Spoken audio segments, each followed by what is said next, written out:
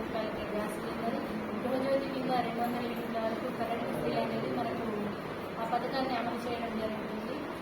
మన ప్రతిపక్షాలు ఎన్ని ఉన్నా కానీ వీళ్ళు ఏమంటుంది అంటే మీరు ఏవైతే పథకాలు ప్రవేశపెట్టారో అవి అమలు కానివి అని హేళన చేసినా కూడా ఇప్పటికే 4 పథకాలను అమలు చేసి చూపిస్తుంది మన తెలంగాణ గవర్నమెంట్.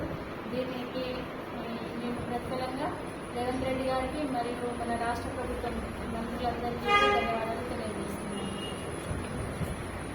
జిల్లా ఇన్ఛార్జ్ గారైన స్టేట్ వైస్ ప్రెసిడెంట్ అయిన చీర్ల పద్మక్క గారు ఈరోజు రాజన్న సిరిసిల్ల జిల్లా రావడం జరిగింది.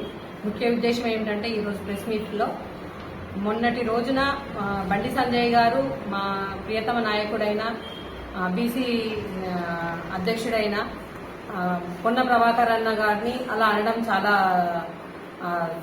బాధపడుతున్నాం మేము మహిళా లోకం అందరం. ఇంకొకటి ఏంటంటే నిన్నటి రోజున 2 పథకాలు అమలైనాయి. 200 యూనిట్ల కరెంటు ఫ్రీ, 500 రూపాయలకు సిలిండరు. మహిళా లోకం అందరూ చాలా సంతోషంగా ఉన్నారు. కాంగ్రెస్ ప్రభుత్వం వచ్చినాక ప్రతి ఒక్క మహిళ